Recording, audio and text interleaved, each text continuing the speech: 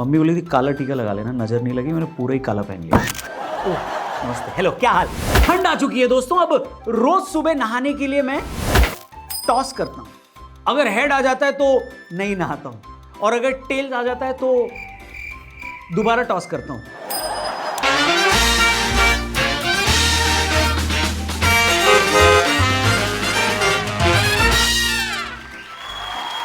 नमस्ते, राम राम, स्वागत आप सभी लोगों का। शो का क्या है नाम वो आगे बताऊंगा, पहले न्यूज 18 इंडिया पर मेरा नाम है रौनक। क्या हालचाल? दिसंबर महीने में आप लोगों का स्वागत है। आप जानते हैं कि मौसम क्यों बदलता है, क्यों गर्मी के बाद सर्दी आ जाती है, मैं बताता हूं। ताकि अगर आप फ्रिज की बोतल भर भर के ऊब गए हो तो घर बैठे बैठे मेथी तोड़ सको, मटर छील सको। लेकिन ये काम तो आप मेरा शो देखते हुए भी कर सकते हो। नाम है वायरल बात, मेरे यानी रौनक के साथ। तो चलिए शुरू करते हैं, कुछ खबरें बताते हैं आपको वायरल। कांग्रेस एमपी रेणुका चौधरी जी संसद में डॉग लेकर चली गई। उनके खिलाफ प्रिविलेज मोशन लाने की भी बात चल रही है। जब मीडिया ने उनसे इसके बारे में पूछा तो उन्होंने माइक पर भाव भाव कर दिया। भाव भाव, और क्या बोलूं? इस पर किसी ने बोला कि पहले कांग्रेस खुद ऐसा हरकत करती है, फिर बोलती है वोट चोरी हो गया है। दोस्तों, दिल्ली नगर निगम चुनाव के नतीजों में बीजेपी ने बम्पर जीत दर्ज की है। अपना दबदबा जमाते हुए बीजेपी ने 12 में से 7 सीटों पर कब्जा किया। आम आदमी पार्टी को 3 सीटें मिली और कांग्रेस को सिर्फ 1। लेकिन फिर भी कांग्रेस वाले सबसे ज्यादा खुश हैं, क्योंकि दिल्ली में कहीं तो खाता खुला है। इतनी खुशी मुझे। पुतिन की भारत यात्रा को लेकर काफी उत्साह का माहौल है। लोग उनके लिए आरती और हवन भी कर रहे हैं। मैं कहना चाहता हूं, रुक जाओ, हेलो, जो भी ये सब कुछ कर रहा है, पिछली बार आप लोगों ने जिसके लिए आरती या हवन किया था वो आदमी सही नहीं निकला है, ठीक है? Please. Swami Vivekananda once said, Rahul Gandhi ji ने इल्जाम लगाया है कि उनको पुतिन से मिलने नहीं दिया जा रहा। इस पे बीजेपी वालों का जवाब है कि आपको पुतिन से न मिलवाकर मोदी जी आपको ही बेइज्जती से बचा रहे हैं। बाकी दोस्तों, रुपए ने गिरने के सारे रिकॉर्ड तोड़ दिए हैं और डॉलर के मुकाबले 90 पर आ गया है। 10 और गिर जाए तो कोहली के बाद इस हफ्ते सेंचुरी मारने वाला दूसरा इंडियन बन जाएगा। हाँ? तीसरा कैसे? गाय क्या बढ़िया था गुरु। बाकी ऋतुराज ने भी अच्छा खेला। ठीक, खुश?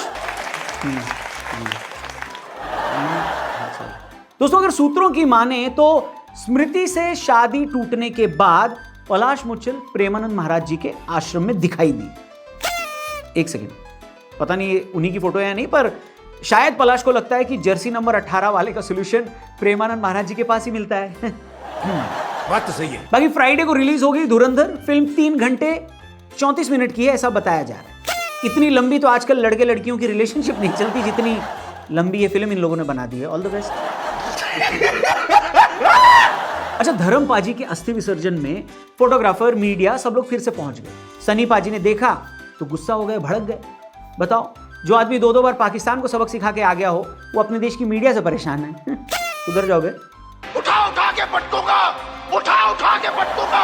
दोस्तों, बिहार के बोधगया में एक वीडियो वायरल हो गई है जहां पर रसगुल्ले को लेकर विवाद हो गया, जिससे दूल्हा और दुल्हन पक्ष आपस में भिड़ गए, लड़ गए। इसके बाद खबर आ रही है कि ये शादी भी शायद टूट गई है। इसीलिए मैं कहना चाहूंगा कि रसगुल्ला गुलाब जामुन छोड़ो, सोन पापड़ी रखवाओ शादी में। कोई लड़ाई झगड़ा नहीं होगा, उल्टा सामने वाला आपको देकर जाएगा कि भाई साहब हमसे नहीं खाया जा रहा, आप ही निकलो। गजब बेइज्जती है। चेन्नई से खबर आ रही है, बीच टनल में मेट्रो खराब होने के बाद यात्रियों ने पैदल सुरंग पार करी। अच्छा, पैदल टनल पार करने वाले यात्री चाहें तो खुद को सबवे सर्फर बुला सकते हैं। सोशल मीडिया पर हो रही ट्रोलिंग को लेकर तेज गेंदबाज हर्षित राणा ने कहा है कि अगर वो इन सब पर ध्यान देंगे तो क्रिकेट नहीं खेल पाएंगे। अच्छा, ट्रोल करने वालों ने कहा है कि भाई हम यही तो चाहते हैं कि आप क्रिकेट ना खेलो। कैसे हो बे ट्रोलो? तुमसे ना हो पाएगा। बाकी दोस्तों, दिल्ली का एक वीडियो वायरल हो रहा है जहां पर एक आदमी फ्रूट मोमोज बना रहा है। फ्रूट मोमोज प्रोसेस नहीं कर पा रहे हो ना, मैं भी नहीं कर पा रहा। ऐसे ही लोगों की वजह से पेड़ पौधे, ग्लेशियर ये बचाने का मन ही नहीं करता। तेजस्वी लोग हैं हमारे पास। इस बीच पाकिस्तान में इमरान खान की बहन उनसे जेल में मिलकर आई और उन्होंने कहा कि इमरान खान की हेल्थ ठीक है। दीदी अगर चाहती तो बाहर आकर इमरान खान की मीम भी दिखा सकती थी सबको। कौन सी मीम? सबसे पहले घबराना नहीं है। अच्छा, जब लोग ये बोलते हैं कि बाकी देशों में गवर्नमेंट के पास एक आर्मी है लेकिन पाकिस्तान में आर्मी के पास एक गवर्नमेंट है, तो गलत नहीं बोलते। वैसे तो पाकिस्तान को लोग गधे से कंपेयर करते हैं, लेकिन पाकिस्तान को हाथी से भी कंपेयर किया जा सकता है, क्योंकि हाथी की तरह पाकिस्तान के भी दो दांत है, खाने के और दिखाने के और। दिखाने वाला दांत ये कि पाकिस्तान में डेमोक्रेसी है, वहां पर लोग वोट डालकर अपनी सरकार चुनते हैं, लेकिन असल में पाकिस्तान में सरकार चलाने वाली है आर्मी। आज की वीडियो में हम यही समझेंगे कि आखिरकार पाकिस्तान एक फेल्ड डेमोक्रेसी क्यों है और वहां पर आर्मी का इतना बोलबाला कैसे है। लेकिन ये बात पूरी तरह समझने के लिए आपको एक कहानी सुननी पड़ेगी। बात है 8 अक्टूबर 1998 की। पाकिस्तान में चीफ ऑफ आर्मी स्टाफ का अपॉइंटमेंट होना। रेस में थे लेफ्टिनेंट जनरल अली कुली खान और लेफ्टिनेंट जनरल खालिद नवाज, लेकिन प्रधानमंत्री नवाज शरीफ ने परवेज मुशर्रफ को chief of army staff appoint करके पूरे देश को चौंका दिया। लोगों को समझ में नहीं आ रहा था कि अपने सीनियर को पास करके Musharraf chief of army staff कैसे बन गए। कुछ लोगों का यह कहना था कि ऐसा इस वजह से हुआ क्योंकि परवेज मुशर्रफ नवाज शरीफ के बेहद करीब थे और उनकी सरकार के बारे में आर्मी के अंदर क्या क्रिटिसिज्म हो रहा है ये बात उनको बताते रहते हैं, यानी उन्हें अपडेट करके रखते हैं। कुछ लोगों का कहना है कि परवेज मुशर्रफ को यह पद नवाज शरीफ ने इसलिए दिया क्योंकि वो एक मुहाजिर थे, यानी आजादी के वक्त भारत से पाकिस्तान गए थे और ऐसे लोगों को पाकिस्तान में नीची नजर से देखा जाता है। नवाज शरीफ को लगता था कि पाकिस्तान की आर्मी, जो कि पंजाब डोमिनेटेड आर्मी थी, उसमें मुशर्रफ को कभी भी लॉयल्टी नहीं मिलेगी। वैसे भी आजकल जेनजी के रिलेशनशिप में लॉयल्टी उनको नहीं मिल सकती, तो पाकिस्तान पॉलिटिक्स में क्या ही मिलती। बात तो सही है। लेकिन अगले साल यानी 1999 में जब करगिल युद्ध हुआ तो परवेज मुशर्रफ और नवाज शरीफ सेम पेज पर नहीं थे। पाकिस्तान के फॉरेन मिनिस्टर सरताज अजीज ने अपनी किताब बिटवीन ड्रीम्स एंड रियलिटीज में लिखा है कि मिलिट्री एस्टैब्लिशमेंट यानी परवेज मुशर्रफ की आर्मी ने सिविलियन लीडरशिप यानी प्रधानमंत्री नवाज शरीफ को करगिल के बारे में कोई सूचना ही नहीं दी थी। यानी करगिल पर हमला नवाज शरीफ का डिसीजन नहीं था, बल्कि परवेज मुशर्रफ का मिस एडवेंचर। करगिल की वजह से इन दोनों के रिश्ते में दूरी बनी। इसका एक एग्जाम्पल था कि 8 सितंबर 1999 में स्कार्दो में एक होटल था जिसकी लॉबी में परवेज मुशर्रफ शो ऑफ कर रहे थे एक इटालियन लेजर गाइडेड पिस्टल का। यहाँ पे अपन इटालियन पिज्जा का शो ऑफ करते हैं, वहां मुशर्रफ पिस्टल का कर रहा था। ठीक इसी टाइम पर, उसी वक्त पर नवाज शरीफ होटल की लॉबी में एंटर होते हैं, तब पिस्टल का रुख उनकी तरफ कर दिया जाता है। उस वक्त पर नवाज शरीफ ने यह बात पूछी भी थी कि जनरल आपका निशाना किसकी तरफ है। पिस्टल का निशाना भले ही नवाज शरीफ की तरफ न हो, लेकिन निशाने पर तो नवाज शरीफ ही थे। यह बात नवाज शरीफ को भी पता थी, इसलिए उन्होंने एक बार कार में जाते हुए अपने फॉरेन मिनिस्टर सरताज अजीज को कहा भी था कि करगिल में लड़ाई छेड़कर मुशर्रफ ने हमको मुश्किल में डाल दिया और हमें कुछ भी करके इससे बाहर आना पड़ेगा। लेकिन इसके बावजूद नवाज शरीफ ने कोई एक्शन नहीं लिया, जबकि दूसरी तरफ मुशर्रफ ने आर्मी का सपोर्ट लिया और फिर पाकिस्तान में तख्ता पलट भी कर डाला। मजे की बात यह है कि पाकिस्तान में कोई पहला तख्ता पलट नहीं था। पाकिस्तान में तो इतनी बार मिलिट्री ने तख्ता पलट किया है कि मिलिट्री कू इन पाकिस्तान नाम का एक डेडिकेटेड पेज है विकिपीडिया पर। बेसिकली पाकिस्तान में मिलिट्री द्वारा तख्ता पलट होना बड़ा नॉर्मल है। लेकिन अब की बार फील्ड मार्शल आसिम मुनीर ने कॉन्स्टिट्यूशनल तख्ता पलट कर दिया है पाकिस्तान में। जी हाँ, बिल्कुल लीगल तरीके से ये काम कर डाला इन्होंने। इतनी तेजी से तो लोग टिकटॉक पर कपड़े नहीं बदलते जितनी तेजी से आसिम मुनीर ने पाकिस्तान का कॉन्स्टिट्यूशन बदल दिया। सरल शब्दों में आपको मैं समझाता हूँ हुआ क्या। आसिम मुनीर अब पाकिस्तान के सबसे ताकतवर इंसान बन गए। अब ये सिर्फ आर्मी चीफ नहीं रहे, पूरा चीफ ऑफ डिफेंस स्टाफ बन गए। मतलब नेवी वाला भी और एयरफोर्स वाला भी सब इनके नीचे। जो भी अगला आर्मी चीफ पाकिस्तान में आएगा उसे भी ये एक्स्ट्रा पावर पैकेज के साथ मिलेगी। और सवाल ये है कि इतनी पावर के बाद किसी और को आने दिया जाएगा क्या। फिर इनको फील्ड मार्शल यानी 5 स्टार रैंक भी दे दिया गया, वो भी लाइफ टाइम के लिए। अयूब खान के बाद सिर्फ आसिम मुनीर को ये मिला है। बताओ, जिस आदमी को कायदे से 5 स्टार चॉकलेट नहीं मिलनी चाहिए उसको 5 स्टार रैंक दे दिया। अब मुनीर के खिलाफ पूरी लाइफ, पूरी जिंदगी कोई भी केस नहीं चल सकता, कोई कुछ भी कर ले। कानून इनके नीचे हो गया है। वर्दी, गनमैन, प्रोटोकॉल, सैल्यूट सब जिंदगी भर चलता रहेगा। अगर इनको हटाना है तो संसद में 2/3 वोट चाहिए, जो वहां पर जनरली होता नहीं।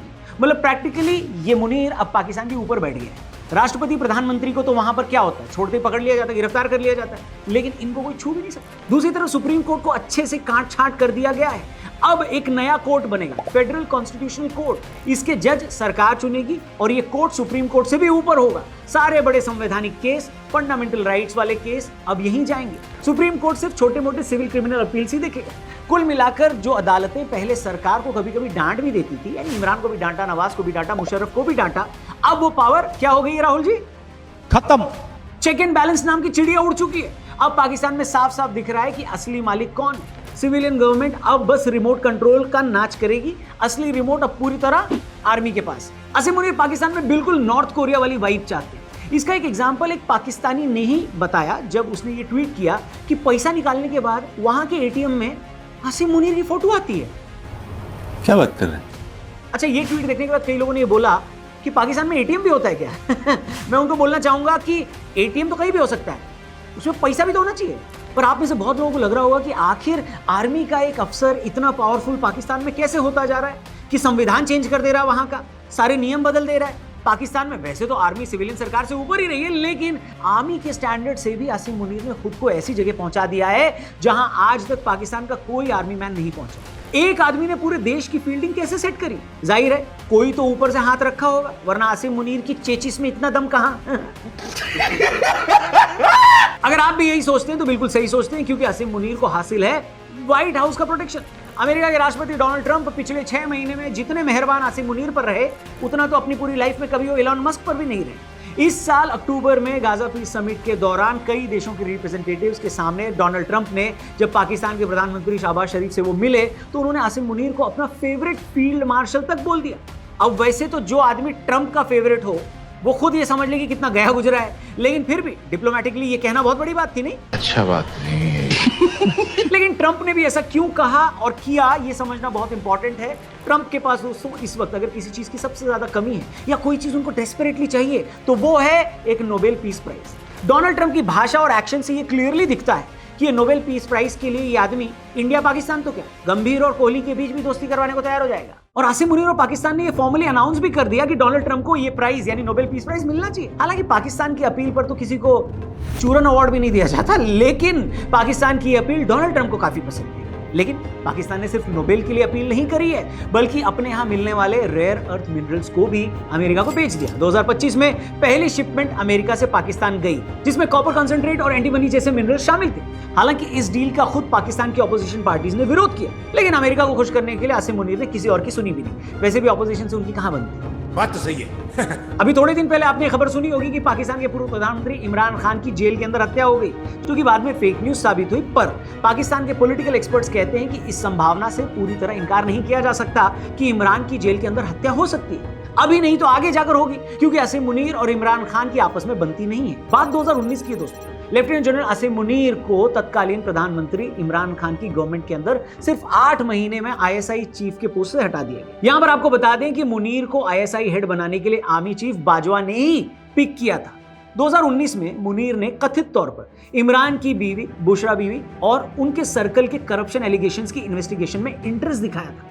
उस वक्त प्रधानमंत्री रहे इमरान को यह बात बिल्कुल पसंद नहीं आई, जाहिर सी बात है, और उन्होंने मुनीर को आईएसआई की डीजी पोस्ट से हटा दिया और कहा, क्या कहा? पहली फुर्सत में निकल। लेकिन फिर अप्रैल 2022 में इमरान खान नेशनल असेंबली में ट्रस्ट वोट हार गए। पाकिस्तान के इतिहास में पहली बार कोई prime minister no confidence motion से बाहर हुआ। 73 साल के इमरान खान अगस्त 2023 से जेल में कई केसों में कन्विक्ट भी हुए, जो कि पॉलिटिकल मोटिवेटेड वो बताते हैं। रावलपिंडी के आदियाला जेल में वो अभी बंद है। हालांकि इमरान ने पिछले साल मई में ब्रिटिश न्यूज़पेपर द टेलीग्राफ में ऑपेड लिखा था पाकिस्तान की मिलिट्री एस्टैब्लिशमेंट को, खासकर आर्मी चीफ मुनीर को आरोपी ठहराया था कि वो पीटीआई को पॉलिटिकल सीन से मिटाने की हर ट्रिक आजमा रहे। फिर ये भी कहा था कि अगर उनके या उनकी पत्नी के साथ कुछ हुआ तो मुनीर ही जिम्मेदार होगा। सबसे पहले घबराना नहीं है। वेल, वर्ल्ड कप जीतने वाले क्रिकेटर इमरान खान अब 800 दिन से ज्यादा जेल में है, सॉलिटरी में है। उनका पार्टी सिंबल बैन है, उनकी स्पीच भी काट दी गई है। फिर भी पूरे पाकिस्तान में उनको आज भी पॉपुलर सपोर्ट हासिल है। लाखों लोगों के लिए अब वो सिर्फ पॉलिटिशियन नहीं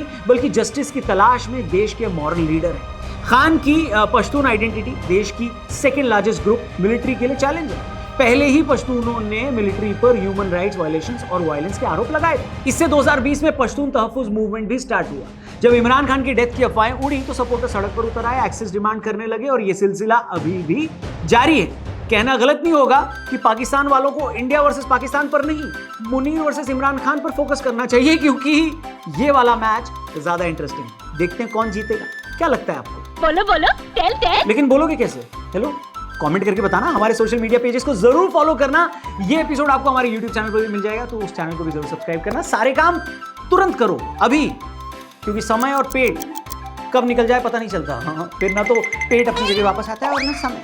और मैं जरूर आऊंगा यहाँ पर थर्सडे फ्राइडे 8:25 PM देश के number 1 news channel news 18 India पर लेकर वायरल बात मेरे यानी रौनक के साथ। Thank you for watching.